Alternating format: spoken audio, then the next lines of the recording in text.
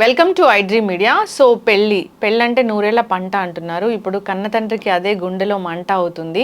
So ఎక్కువ ఖర్చు పెట్టేసి అట్టహాసంగా ఆర్భాటంగా పెళ్లిళ్ళు చేసేయడము, దానివల్ల అప్పులు పాలవటం కూడా జరుగుతుంది. దీని గురించి ప్రియా చౌదరి గారి విశ్లేషణ తెలుసుకుందాం. మేడం నమస్తే. నమస్తే మేడం, జనరల్గా పెళ్ళి అంటే నూరేళ్ల పంట అంటారు. సో బాధ్యతగా అమ్మాయి తండ్రి పెళ్లి చేసి ఇస్తూ ఉంటారు.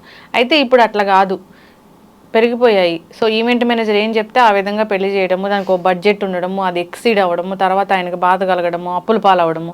ఒకప్పుడు పెళ్లి చేసినా కానీ ఎట్లయినా పెళ్లి చేసి చూడు, ఇల్లు కట్టి చూడు అనేది ఉండేది. అప్పుడు అప్పు అయ్యేది. ఇప్పుడు ఈ అప్పు అయితే అసలు తీర్చలేని అప్పు అవుతూ ఉంది. ఏం చెప్తారు, ఇంత హంగులు ఆర్భాటాలు అవసరమా? పులిని చూసి నక్క వాతలు పెట్టుకోవడం అని ఎప్పుడైనా విన్నావమ్మా? అది ఇదే అంటే నక్క అనుకుందంట, నన్ను చూస్తే జనాలందరూ చిరాకు పడుతున్నారు, పులిని చూడంగానే భయపడుతున్నారు. కారణం ఏంటి అంటే దాని ఒంటి మీద ఉన్న చారలు మెయిన్ కారణము. అందుకని ఆ చారలు నా ఒంటి మీద నేను దానిలాగా మారాలంటే ఏం చేయాలంటే, చారలు ఉన్నాయి, ఆ చారలు నా ఒంటి మీద కూడా ఉంటే నన్ను కూడా చూసి భయపడతారని చెప్పేసి అని చారలు పడాలంటే ఏం చేయాలి అందుకని చెప్పి కర్ర కాల్చి వాతలు పెట్టుకున్నాను. వాతలు పెట్టుకునేసరికి ఏమైంది, ఒళ్ళంతా బొబ్బలు వచ్చినాయి, ఒళ్ళంతా పుళ్ళైనాయి. పుళ్ళై ముక్కుకుంటూ మూలిగే నక్క అంటారు కదా, మూలుక్కుంటూ పోయి ఒక తాటి చెట్టు కిందకు పడుకుందంట. ఎందుకు వచ్చిందిరా భగవంతుడా, దాన్ని చూసి నేను వాతలు ఎందుకు పట్టుకున్నానని చెప్పేసి అని అనగానే పైనుంచి ఓ తాటికాయ వచ్చి నెత్తి మీద పడి చచ్చిపోయింది. అదే అంటారు మూలిగే నక్క మీద తాటిపండు అంటే ఇదే అనమాట. మూలుక్కుంటూ అంటే ఈ ఎట్లా ఉంటాయి అంటే, ఇప్పుడు మీరు చెప్పినటువంటిది నిన్నగాక మొన్నటి నుంచి ఒక భయంకరంగా ఒక 1 వీక్ నుంచి నేను చూస్తున్నాను. ఎప్పుడన్నా యూట్యూబ్ ఓపెన్ చేశానంటే ఒకటే టాపిక్ వస్తుంది. ఇన్ని వేల కోట్ల రూపాయల ఖర్చుతోటి ఒక ధనవంతుడి కొడుకు పెళ్లి జరుగుతుంది. ముఖేష్ అంబానీ కొడుకు అనంత్ అంబానీ పెళ్లి జరుగుతుంది. దానికి ఎన్నో వేల కోట్లు ఖర్చు పెడుతున్నారు. 3,000 కోట్లు 4,000 కోట్లు ఖర్చు పెడుతున్నారు. ఇది అవసరమా? అవసరమే. ఎందుకు అని అంటే అతనికి లక్షల కోట్లు ఉన్నాయి కాబట్టి అతని స్థాయికి తగ్గట్టుగా అతను చేసుకుంటున్నాడు. నీకెందుకు? నువ్వు చూడు, చక్కగా వేడుక చూడు, కన్నుల పండుగగా ఉంది, కలర్ఫుల్గా ఉంది. నువ్వు దాని మీద విమర్శలు ఎందుకు చేసుకుంటూ వెళ్తున్నావు? అది ఒక్క మాట. అతను ఏదైనా ఒక పెద్ద డానో లేకపోతే అంటే వీళ్ళని మనం విమర్శించకుండా ఉండలేము. కానీ బట్ ఏంటి అని అంటే బిజినెస్ మ్యాగ్నెట్, అతను ఒక పెద్ద వ్యాపారవేత్త అనేటటువంటి బ్రాండ్ వ్యాపారవేత్తలకు బ్రాండ్ అంబాసిడర్. అదేంటి కుబేరుడు ఇంట్లో పెళ్ళి అట్లాగే ఉంటుంది, 100% ఉంటుందండి. కాబట్టి అది ఆయన చేసుకున్న తర్వాత విపరీతమైనటువంటిది కొడుకు పాపం ఆ పిల్లాడు శుభమాని పెళ్లి చేసుకుంటుంటే చనిపోతాడని తెలిసి కూడా ఇంత ఖరీదైన పెళ్లి ఎందుకు చేస్తున్నారు అంటే ఆశీర్వాదాల కోసం. ఆశీర్వాదాలు ఉంటే బతుకుతాడు. ఎందుకంటే నాకు ఇష్యూ తెలియదమ్మా, నాకు ఏముందనేది నాకు తెలియదు. పక్కన పెడితే నాకు అసలు ఈ టైటిల్ చూస్తున్నాను నేను. అరే ఎంతో మంది వస్తారు, వచ్చిన ఆశీర్వాదాలు ఉంటే ఆశీర్వాదాలతో ఆయుష్ పెరుగుతుందని మీరెందుకు అనుకోరు? నెంబర్ 1. అతను ఖర్చు పెట్టుకున్నాడు. చేతనైతే కన్నుల పండుగగా నువ్వు చూడు. కింద కామెంట్స్ చూశాను, అరే అసలు జనం ఏమనుకుంటున్నారు చూద్దామని. ఇన్ని వేల కోట్లు పేదవాడికి పంచిపెట్టొచ్చు కదా, చేయొచ్చు కదా అని చెప్పేసి అని వాళ్ళు చెయ్యరు. ఎందుకంటే వాడు వ్యాపారవేత్త. ₹1 ఖర్చు పెడితే ₹10 ఎలా వస్తాయనే అతను చూస్తాడు. అతన్ని మనం ఈ విధమైనటువంటి కామెంట్ మనం చేయకూడదు. కానీ నీ ఇంట్లో పెళ్లి జరిగినప్పుడు, నీ ఇంట్లో పేరెంటం జరిగినప్పుడు, నీ ఇంట్లో నీ పిల్లలకు పుట్టినరోజు జరుపుతున్నప్పుడు, లేదా నీ పుట్టినరోజు నాడో నువ్వు ఖర్చు పెడతావే 1,000, 2,000, 10,000, 1,00,000. నీ ఇంట్లో పెళ్లి జరిగేటప్పుడు 10 లక్షలు ఖర్చు పెడతావే, ఆ 10 లక్షల్లో నువ్వు ఎంత పేదవాడికి ఖర్చు పెడుతున్నావు? బాస్ ఉన్నవాడు పెట్టాలని అంటున్నావు, కానీ నీకంటే కింద వాడికంటే నువ్వు ఉన్నవాడివే. మరి ఆ కింద వాడికి నువ్వెంత పెడుతున్నావు? ఇప్పటికీ నా ఇంట్లో పుట్టినరోజులు జరిగిన, నా ఇంట్లో ఏదన్నా వేడుక జరిగిన దాంట్లో 10% ఖచ్చితంగా నేను పక్కకి తీసి పెడతా. ఫస్టే బడ్జెట్ అనుకుంటాను, పక్కకి తీసి పెట్టి ఏదైనా ట్రస్ట్కి ఇవ్వడమో, లేకపోతే ఏదైనా గోశాలకు ఇవ్వటమో, లేకపోతే ఏదో ఒకటి ఖచ్చితంగా నేను దాంట్లో చేసి తీరుతా, పెట్టను. అలాగని నేను ఇస్తున్నానని ఎక్కడన్నా మీరు చూసారా? నా ఫేస్బుక్లో కానీ చూపిస్తారండి. మనం దానం చేసింది కుడి చేతితో దానం చేస్తే ఎడం చేతికి తెలియకూడదు. అట్లా చేసి అదే నా ఆత్మ సంతృప్తి. ఎందుకనంటే అరే ఈ స్థితికి నేను రావడానికి ఈ విషయం నాకు హెల్ప్ చేసింది, ఈ విషయంలో నేను హెల్ప్ చేయాల్సినవి ఏమున్నాయి, నేను చేస్తా, ఖచ్చితంగా చేస్తా. అందరూ అనొచ్చు 10% ఎందుకు ఇస్తావమ్మా, 50% ఇవ్వచ్చు కదా అని అంటే ఇవ్వను. ఎందుకంటే 90% నాకున్న రిక్వైర్మెంట్స్ అవి. నా రిక్వైర్మెంట్స్ నేను ఈ సమాజంలో ఉన్నందుకు నేను ఫుల్ఫిల్ చేసి తీరాల్సిందే. ఒక చిన్న విషయం చెప్తాను, ఉన్నవాడు ఉన్నట్టు ఎందుకు బతుకుతాడు అని అంటే వాడు అలా బతకకుండా కిందకి దిగి బతికాడంటే ఈడికేం పోయే కాలంలో ఈడెంత పిసినారు. ఇదే ముఖేష్ అంబానీ 100 కోట్లు పెట్టి తూతూ మంత్రంగా పెళ్లి చేశాడు అనుకుందాం, ఈడికేం పోయే కాలం అన్ని లక్షల కోట్లు ఏడ్చినా కొడుకుకి చూసావా, కొడుకు దగ్గరకు వచ్చేసరికి వాడు రూపాయి కూడా ఖర్చు పెట్టట్లేదు, ఈడెంత పిసినారని ఇదే జనం మాట్లాడతారు. ఖర్చు పెడితేనేమో దుబారా ఖర్చు అని మాట్లాడుతున్నారు, ఖర్చు పెట్టకపోతేనేమో పిసినారు అంటున్నారు. లోకో భిన్న రుచి, నరుడు నాలుగుకి నరం లేదు, అందుకని ఏది ఎట్లయినా మాట్లాడతారు. అయితే నువ్వు మాట్లాడేది ఏంటంటే హంగులు ఆర్భాటాలు ఆడంబరాలు చేయాల్సినటువంటి విషయం. అంటే ఇక్కడ అనిల్ అంబానీ ఆదాయం ఎంత ఉందమ్మా, లక్షల కోట్ల ఆస్తులు ఉన్నాయి, ఆదాయం కూడా అంతే వస్తుంది. దాంట్లో నుంచి అతను ఖర్చు పెట్టింది 1%. అతనికి ఉంది, అతను ఖర్చు పెట్టుకుంది. వినమ్మా, 1% అతను ఖర్చు పెట్టింది. సంవత్సరంలో అతనికి వచ్చే ఆదాయంలో నుంచి 1% మాత్రమే అతను ఖర్చు పెట్టాడు, రైట్? కానీ నీ ఇంట్లో నీ పెళ్ళికి నువ్వు ఎంత ఖర్చు పెడుతున్నావు, నీ ఆదాయం ఎంత, నీ ఆస్తులు ఎంత, నీ పెళ్లి ఖర్చు ఎంత బయటికి చాలా మంది ఆడపిల్లలు చూశాను పాపం ఇక్కడి నుంచి వెళ్ళి యూఎస్లో యూకేలో వెళ్ళి సంపాదించుకొని విపరీతంగా వాళ్ళు కష్టపడి తినను కూడా తినరు, కడుపు నిండా కూడా తినరు, అక్కడ సంపాదించుకున్నటువంటి డాలర్లో వచ్చినటువంటివన్నీ ఇండియాకు వచ్చి పెళ్ళిళ్ళు చేసుకోవడానికి దాదాపు లక్షలు గుమ్మరిస్తున్నారు. అసలు అంత గుమ్మరించాల్సినటువంటి అవసరమే లేదు. మెహందీలు అంటారు, తర్వాత ఏంటి సంగీత్ అంటారు, తర్వాత ఇంకేంటి ఈ మధ్య బ్యాచిలర్ పార్టీస్ అంట, ఇవన్నీ ఎక్కడున్నాయి అసలు? వీటి గురించి మాట్లాడి తర్వాత మనం ఆ పెద్దవాళ్ళ పెళ్ళిళ్ళ జోలికి వెళ్దామని. అసలు నీ ఇంట్లో నీ సాంప్రదాయం మెహందీ అనేది ఎన్ని సంవత్సరాల కిందట వచ్చి చేరింది, సంగీత్ అనేటటువంటిది ఎన్ని సంవత్సరాల కిందట వచ్చి చేరింది, బ్యాచిలర్స్ పార్టీ అని చెప్పి మందు పార్టీలు చేసుకుంటున్నారు. అసలు పెళ్లి ముహూర్తం పెట్టుకున్న తర్వాత అమ్మ 16 రోజుల పండగ అయ్యేంత వరకు శుభలగ్నం బయటికి వెళ్ళకూడదు, లగ్న పత్రిక రాసుకున్న దగ్గర నుంచి 16 రోజుల పండగ అయ్యేంత వరకు నాన్ వెజ్ కూడా తినరు. పెళ్లి కొడుకు దంటి పొలిమేర కూడా దాటడు. ఒక్కసారి అది జరిగిపోయిన తర్వాత పొలిమేర దాటడు. అలాంటిది బ్యాచిలర్స్ పార్టీ అని చెప్పేసి అని ఒక 2 రోజుల ముందో 3 రోజుల ముందో పొలో వంట తాగుబోతులు అంతా ఒక చోట చేరి, కోపంతో వచ్చిందో రాని నాకేం సంబంధం లేదు, అందరూ చేరేసి తగలేస్తున్నారు. దేనికి తగలేస్తున్నారు? దీని గురించి మాట్లాడండి అయ్యా, కింద కామెంట్లు పెట్టండి, తాగుబోతులు బ్యాచిలర్ పార్టీల గురించి. ఎవడికి నీ ఆరోగ్యాన్ని నువ్వు కొల్లబొడుచుకుంటున్నావు బ్యాచిలర్ పార్టీ, నువ్వు తాగేది కాక 10 మందిని పిలిచి, లేదా నీ చుట్టూ ఉన్న 10 మంది తాగుబోతులకి తాగుడు కావాలి కాబట్టి నేను బ్యాచిలర్ పార్టీ అని ఒకటి పెట్టాను, అయిపోయింది. మెహందీలు అసలు ఎక్కడుందమ్మా మెహందీ? గోరింటా ఖచ్చితంగా పెట్టుకునేవాళ్ళం. ఆ రోజు రాత్రి రేపు పొద్దున్న పెళ్ళనగా ఈ రోజు రాత్రి కూర్చొని అందరూ పెట్టుకునేవాళ్ళు, లేదా 2 రోజులు ముందు పెట్టుకునేవాళ్ళు. అది చక్కగా ఒక వేడుక, అందరూ ఒక చోట కూర్చొని పెట్టుకున్నారు. ఇప్పుడు దానికి మెహందీ అని చెప్పి దానికి ఒక హల్దీ ఫంక్షన్ అంట. హల్దీ ఫంక్షన్ అనేది ఎక్కడి నుంచి వచ్చింది అసలు మీకు? ఇవన్నీ ఎవడు క్రియేట్ చేశాడు అని అంటే ఈవెంట్ మేనేజర్లు క్రియేట్ చేశారు. ఎందుకు క్రియేట్ చేశారంటే వాడికి బడ్జెట్ పెరగాలి, వాడికి పేమెంట్లు రావాలి, వాడు బేసిక్గా బెంచ్ కార్లు వేసుకొని తిరగాలి, లేదా వాడు కాస్ట్లీగా బతకాలి. కాబట్టి ఒకప్పుడు పెళ్ళిళ్ళు పురోహితులు ముహూర్తం పెట్టి శాస్త్రం ఎలా చెయ్యాలి, పెళ్లి క్రతువు ఎట్లా చెయ్యాలి అనేది వాళ్ళు ఒక లిస్టు రాసిచ్చేవాళ్ళు, ఓకే, లేదా వాళ్ళు పద్ధతి చెప్పేవాళ్ళు. ఇదిగో అమ్మ ఇది ఇక్కడ పెట్టండి, ఈ రోజు ఇది చేయండి, లగ్న పత్రిక చేయండి, తర్వాత ఇది చేసుకోండి, ఈ తర్వాత ఇది చేసుకోండి, పెళ్లి రోజు పొద్దున్న గౌరీ పూజ చేసుకోండి, ఇవన్నీ చేసుకోండి, తర్వాత ఇచ్చి పుచ్చుకుంటారు, ఈ రోజు ఇచ్చి పుచ్చుకోండి, ఇవి పెట్టుకోండి, పెట్టుబడులు ఇలా పెట్టుకోండి, సాంప్రదాయాల గురించి వాళ్ళు చెప్పేవాళ్ళు. అకార్డింగ్ టు మన శాస్త్ర ప్రకారము ఈ పెళ్ళిళ్ళు అనేటటువంటివి జరిగాయి. అసలు నీ శాస్త్రంలో ఏడేడ్చింది? హల్దీ ఫంక్షన్ అంటావు, మెహందీ ఫంక్షన్ అంటావు, తర్వాత దాన్ని ఏమంటారు పార్టీస్, మ్యూజిక్, సంగీత్ అంటావు, వీటన్నిటిని ఎవడు తెచ్చి చేర్చాడు రా? నాకు అర్థం కాక అడుగుతాను. పులిని చూసి నక్క వాతలు పెట్టుకోవడం అన్న మాట్లాడాను కదా, వాడు పెట్టాడు కదా, వాడు 10 లక్షలు పెట్టి సంగీత్ పెట్టాడని చెప్పి లేనాడు 2 లక్షలు పెట్టి పెడతాడు. ఎక్కడ పెడతాడు? వాడు ఉన్న ఇంటి ముందరే ఒక ఇది వేసి. నాకు ఇట్లా నేను అంటున్నానని మీరు బాధపడద్దు, ఎందుకంటే ఎంజాయ్మెంట్లు కావాలి. కానీ పెళ్ళి అంతా అయిపోయిన తర్వాత హ్యాపీగా అందరూ కలిసి కూర్చొని ఒక వేడుక పెట్టేసుకోండి, ఖచ్చితంగా పెట్టుకోండి. ఆ కుటుంబాలు ఈ కుటుంబాలు కలిసి పెట్టుకోండి. కానీ వీటికి ఎంత ఖర్చు అవుతుంది? ఈ ఖర్చుని ఒకడిని చూసి ఒకటి చెయ్యకపోతే మళ్ళీ బ్లేమ్లు. ఎందుకంటే వీళ్ళు చేసిన అన్ని ఫేస్బుక్లో వీడియోల ద్వారా, దీని ద్వారా ప్రీ వెడ్డింగ్ షూట్లు అంట, పోస్ట్ వెడ్డింగ్ షూట్లు అంట, తర్వాత దాన్ని ఏమంటారు డెలివరీకి చేసే బేబీ బంప్ షూట్లు. ఎక్కడి నుంచి వచ్చినాయి అమ్మ ఇవన్నీ? కూడా ఇన్స్టాగ్రామ్ ఆడు బతికేయడానికి, యూట్యూబ్ ఆడు బతికేయడానికి, లేకపోతే దాన్ని ఏమంటారు ఈ ఫేస్బుక్లో ఆడు బతికేయడానికి తీసుకొచ్చినటువంటి ఈ దరిద్రపు కల్చర్ని తీసుకొచ్చి మనం ఆపాదించుకుని ఈరోజు దుబారా ఖర్చులు అయిపోయినాయి అంటే కంట్రోల్ చేయాల్సింది ఎవరు?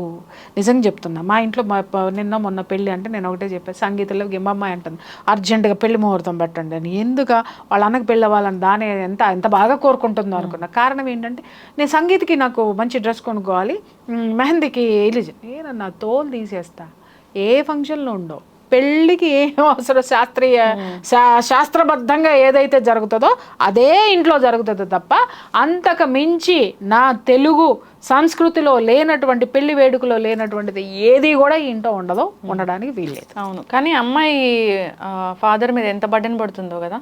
అమ్మాయి ఫాదర్ మీద కాదమ్మా, కుటుంబం మొత్తం ఛిద్రం అయిపోతుంది కదా మొత్తం. అంటే ఇప్పుడు ఇదే చెప్తున్నాను కదా, వినండి. ఇక్కడ నేనేం చెప్పాను, పాపం ఇక్కడ నుంచి దేశం వదిలిపెట్టి వెళ్ళిపోయిన ఆడపిల్లలు వాళ్ళు కష్టపడి సంపాదించుకున్న సంపాదన ఏట్లో పోసినట్టు ఇట్లా పనికి మాలిన వాటికన్నిటికీ ఖర్చు పెట్టట్లేదా? చాలా మంది మాట్లాడతారు ఏంటి అంటే, అబ్బా వీడియోలు చూసుకోవచ్చు జీవితాంతం అని. నిజమే, కానీ ఈ వీడియోలు ఒకప్పుడు పోయిన తర్వాత నువ్వు ఈరోజు రూపాయి కూడబెట్టుకొని వెళ్తే భవిష్యత్తులో నువ్వు ఎన్నో వేడుకలు చేసుకోవచ్చు. నువ్వు సంపాదించినట్టు వేడుకల రూపంలో ఇక్కడే నువ్వు ఖర్చు పెట్టేసుకొని వెళ్ళిపోతే వీడియోలే మిగులుతాయి జీవితంలో. ఒకప్పుడు అలా ఉన్నావు, అబ్బా అంత బాగా పెళ్లి చేసావు, అంత మంచి డ్రెస్సులు కొన్నావు, అంత కాస్ట్లీ చేసావని నువ్వు వీడియోలో చెప్పుకోవాల్సిన పరిస్థితికి ఇవాళ ఎన్ని కుటుంబాలు వస్తున్నాయో నాకు తెలుసు. ఎందుకంటే ఇలా ఛిద్రమయ్యి కొట్లాడుకుని నా దగ్గరికి పంచాయతీలు ఉన్నాయి కాబట్టి చెప్పాల్సిన బాధ్యత నాకుంది. తల్లిదండ్రులు ఒక్కొక్కరు చెప్తారు, ₹1,00,00,000 ఖర్చు పెట్టానంటే పెళ్లి కంటే. నేను షాక్ అవుతాను, ఏంటండి ₹1,00,00,000 ఎందుకు ఖర్చు పెట్టారంటే సంగీత్కండి, మెహందీకండి, హల్దీకండి, దానికండి, దీనికండి, కాస్ట్యూమ్స్ అండి. చివరికి పురోహితుడికి ఇచ్చింది ఎంత తిప్పి కొడితే ₹25,000 ఉంటాయి, లేదా ఒక ₹50,000 ఉంటాయేమో. అంతకు మించి మిగిలినాటి అన్నిటికీ దేనికి డెకరేషన్ చేయండి. పెళ్లి మండపం బ్రహ్మాండంగా ఉండాలి, వేడుక పెళ్లి వేడుక మాత్రమే బ్రహ్మాండంగా ఉండాలి తప్ప మనకి కానివన్నీ మనం పూసేసుకొని మనం చేసేసుకొని ఇవన్నీ పెంచుకుంటూ ఒక మధ్యతరగతి కుటుంబాలు వాళ్ళు రోడ్డును పడడానికి కారణం ఏంటమ్మా? ఎక్కువ ఈ దరిద్రం ఎక్కడ ఉంటుందంటే మధ్యతరగతి కుటుంబాలకి ఉంటుంది. ఎందుకంటే ఫాల్స్ ప్రెస్టేజెస్లో బతికేస్తారు. ఇవాళ చూడండి, నిన్న మొన్న ఒక సర్వే, ఐఫోన్లు ఎవరు ఎక్కువ వాడుతున్నారు అని అంటే middle class, below middle class. పైన ఉన్నాడు అందరూ ఆండ్రాయిడ్లే వాడుతున్నాడు. ఎందుకు అని అంటే ప్రెస్టేజ్, నేను రిచ్ అని వీడు చూపించుకోవడానికి కొంటున్నాడు. వీళ్ళు చూపించుకోవాలి, వాళ్ళకి అవసరం లేదు. ఎస్, నేను ఐఫోన్ వాడుతున్నాను. నేను ఐఫోన్ వాడుతున్నాను, బట్ నేను ఎందుకు వాడుతాను అంటే నా సెక్యూరిటీ కోసం. బికాస్ నా ఇష్యూస్ నాకు ఉంటాయి. సెలబ్రిటీస్ ఎప్పుడు కూడా అది లాక్ సిస్టమ్ ఉంటుంది, ఇంకొకటి దాంట్లో జోన్లోకి రావడానికి ఉండదు. ఒక సెక్యూరిటీ పర్పస్ కోసం, నానా దరిద్రాలు దాంట్లో ఇది చేయకుండా ఉండడం కోసం అని చెప్పేసి నేను సెక్యూరిటీ కోసం వాడుతున్నా. నాకు తర్వాత అనిపించింది ఎవరిదేవడా తీసేస్తే పోతుందేమో ఐఫోన్ అని చెప్పేసి. అంటే చూడండి మనుషులు ఎలా ఉన్నారో. ఇవాళ 8th క్లాస్ 9th క్లాస్ చదివే పిల్లోడి చేతిలో ఐఫోన్లు ఉంటున్నాయి, మధ్య తరగతి పిల్లల చేతుల్లోనే ఉంటున్నాయి. మీరు చూడండి ఎక్కడికి వెళ్తున్నాం మనము, ఫాల్స్ ప్రెస్టేజెస్ తోటి, ఫాల్స్ థింకింగ్ తోటి. అదే చెప్తున్నాను కదమ్మా. ఇవాళ నాకు ఒకప్పుడు కార్ అంటే భలే పెద్ద ప్యాషన్ ఉండేది. నేను పెద్ద అవ్వాలి, నేను కార్ కొనుక్కోవాలి, కార్ డ్రైవ్ చేసుకుంటే ఇలా అన్నీ ఆలోచించేదాన్ని. ఇప్పుడు కారులు చూస్తుంటే నాకు చిరాకు వస్తుంది. అంటే నేను కారుల్ని నిందించట్లేదు, కారణం ఏంటనంటే లగ్జరీ కార్లు చూసి చూసి చూసి బుజ్జి కారులు చూస్తుంటే భలే ముద్దొస్తుంది. నిజం. ఎందుకని అంటావేమో, వాటి వాల్యూ పోయిందండి. అన్నీ అవైలబిలిటీ ఉంది. ఉన్నప్పుడు దాంట్లో కూర్చుంటే ఏంటి, దీంట్లో కూర్చుంటే ఏంటి అంటే ముందు 4 సున్నాలో లేకపోతే ఒక స్టార్స్ ఇదో లేకపోతే ఆ ఎంబ్లం చూపించుకోవడానికి కోసమే కదా నువ్వు కొంటున్నావు. కారు కంఫర్టబిలిటీ కోసం ఉంది. అలాగే బిజినెస్ పర్సన్స్కి వాళ్ళ ప్రెస్టేజ్ ఇష్యూ కోసం ఉంది. నువ్వు నేనేం చేస్తున్నావమ్మా అంతే. నేనేం చేస్తున్నావు ఇంట్లో కూర్చుని, దేనికి కొంటున్నాము? ఇవాళ చూడండి రోడ్లన్నీ కారులతోటి ఉండిపోయి ఒక కారు వెళ్తే రెండో కారు రివర్స్ తీసుకోవాల్సినటువంటి సిచ్యుయేషన్. ఒక్కడికి కార్ పార్కింగ్ ఉండదు, కానీ ప్రతి ఒక్కడికి కారు ఉంటుంది. మరి దీని మీద ప్రభుత్వాలు ఎందుకు దృష్టి పెట్టవో అర్థం కావట్లేదు. కారు పార్కింగ్ లేకుండా కార్లు ఎందుకు అలౌ చేస్తున్నారు? ఇప్పుడు రోడ్డు మీద పెట్టుకుంటారండి, రోడ్డు నాది అంటాం. ఎట్లా అయింది నీది?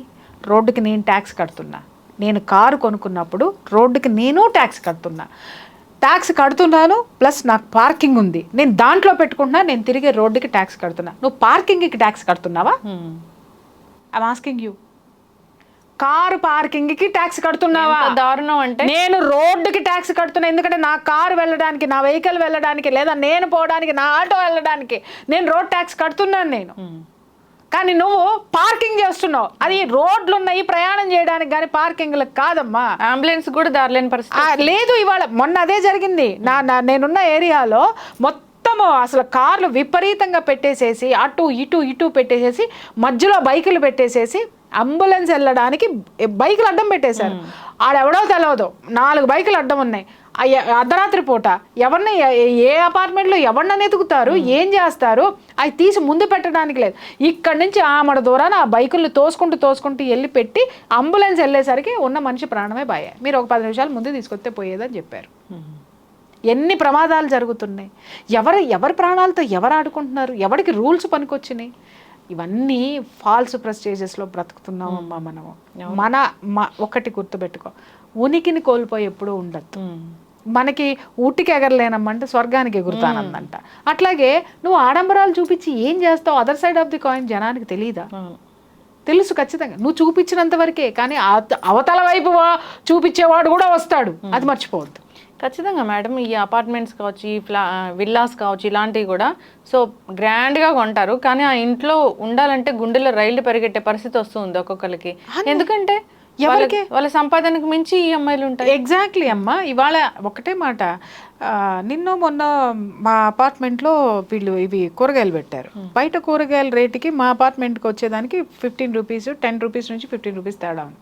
నేను అడిగా, ఏంట్రా బయట ఇట్లా ఉన్నాయి, మీరేంటి ఇక్కడ పెట్టారు? ఆ అపార్ట్మెంట్ అమ్మ లోపలికి వచ్చి పెట్టాం కదమ్మా, మీరే ఇట్ట మాట్లాడితే ఎలాగమ్మా అంటే, నేనన్నా ఊరే ఈ అపార్ట్మెంట్లన్నీ కాస్ట్లీ అపార్ట్మెంట్లన్నీ మాయ అనుకుంటున్నావా? అవన్నీ బ్యాంక్ ఆడిరా, మాయ కాదు. నెలకు వచ్చేసరికి భారీ మొత్తంలో చెల్లిస్తున్నావు వాడికి, అంతేగాని ఇవన్నీ మాయ కాదు. చూసేటు నీకు నువ్వే ఏ రోజు సంపాదన ఆ రోజు హ్యాపీగా జేబులో వేసుకొని నీ ఇంట్లో నువ్వు ఉంటున్నావు.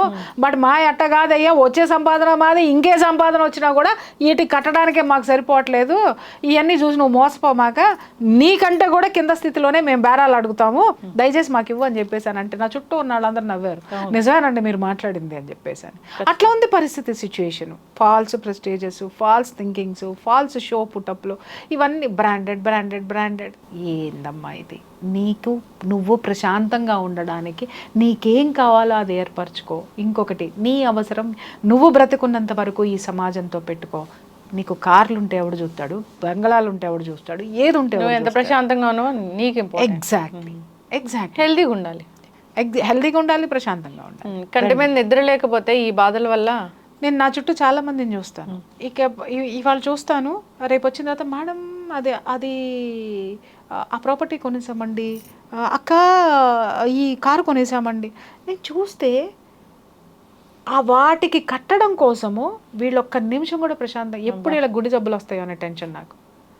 ఒక్క నిమిషం కూర్చోలేరు. మీరు నేను ప్రశాంతంగా మాట్లాడుకుంటాం కూర్చొని, ఒక్క నిమిషం నేను వాళ్ళతో కూర్చొని మాట్లాడుతుంటే వాళ్ళు ఎక్కడో ఆలోచిస్తూ ఉంటారు, ఎక్కడో ఏదో చేస్తారు, టెన్షన్ ఏవో ఫోన్లు, ఏవో ఇది ఏదో కథ. అసలు అక్కడ ఆ పని చేయాలి, ఇక్కడికి వెళ్ళాలి, అక్కడికి వెళ్ళాలి, అది చేయాలి, ఇది చేయాలి. మొన్న ఒక కేసు ఒకటి వచ్చింది నాకు, ఒక కేసు కదా, వరుసనే 4 కేసులు వచ్చినాయి. ఒక్కొక్కళ్ళు 6 ఉద్యోగాలు 7 ఉద్యోగాలు చేస్తున్నారు. ఇదేంటబ్బా, ఒక ఉద్యోగం చేయడానికే నాకు తలప్రాణం అంతా వస్తూ ఉంది. 6 ఉద్యోగాలు 7 ఉద్యోగాలు వీళ్ళట చేస్తున్నారని చెప్పేసి అని చూస్తే ఏంటి అని అంటే, ఈరోజు ఎన్ని ఉద్యోగాలైనా చేసుకోవచ్చు అంట కదా ఇంట్లో కూర్చొని. అవును, చేసుకుని వాడు విపరీతంగా సంపాదిస్తున్నాడు. వాడు సంపాదించేటటువంటి సంపాదన ఎక్కడికి వెళ్తుందో చెప్తా. ఒక పెద్ద మనిషి సంపాదించేదంతా కూడా ఆ బంధువులు ఎవరైతే ఉంటారో ఆ బంధువులకి ఏ అవసరం వచ్చినా ఇతగాడు బాహాటంగా ఇస్తాడు. ఇంట్లో భార్యకి రూపాయి ఇవ్వడం అంటే ఏంటి, బంధువులందరూ వీడిని మోస్తున్నారు పల్లకి ఎక్కించి. సో ఆ భజన చేయించుకుంటానికి వీడు 7 ఉద్యోగాలు చేస్తూ భార్య దగ్గరికి వచ్చేసరికి ఇంట్రెస్ట్ ఉండదు. ఎందుకంటే నేను అలసిపోతున్నానండి 7 ఉద్యోగాలు చేస్తున్నా. 7 ఉద్యోగాలు నీ భార్యతో సంసారం చేయడానికి పనికి రాకుండా ఎందుకు చేస్తున్నావు నువ్వు అంటే, వీళ్ళతో చప్పట్లు కొట్టించుకుంటాను. జీవితాంతం నీకు ఏదైనా వస్తే చూసేది ఎవరు? నీ భార్య నిజాలు మాట్లాడతారు ఒకటి. రెండోది ఇంకొకటి 9 ఉద్యోగాలు చేస్తున్నాను అన్నాడు. ఆ 9 ఉద్యోగాలు చేసేవాడి సిచ్యువేషన్ ఏంటి అని అంటే సేమ్ ఇదే సిచ్యువేషను. భార్యాభర్తల మధ్య అన్యోన్యత లేదు, ఏమీ లేదు. ఎందుకురా నాయన అంటే ఇది ఏంటి అని అంటే, మా ఊర్లో ఇప్పటికే నేను ఇన్ని కోట్లు పెట్టి ప్రాపర్టీస్ కొన్నానండి, ఇంకొక 25 ఎకరాలు ఉంది, అది నేను కొనాలి, ఇవన్నీ నా టార్గెట్ టార్గెట్స్ అండి అని అన్నారు. అరే నీ వ్యక్తిగత జీవితాన్ని కూడా నువ్వు వయసులో ఉన్నప్పుడు నువ్వు ఎంజాయ్ చేయలేనటువంటి నీ టార్గెట్ ముసలోడి అయిపోయిన తర్వాత కావాలనుకుంటే ఎవడొస్తాడరా నీకు? సంపాదించి ఏం చేస్తావు? దేనికైనా ఒక లిమిటేషన్ ఉంటుంది. పెళ్ళికైనా, పేరంటానికైనా, ఆస్తులకైనా, అంతస్తులకైనా.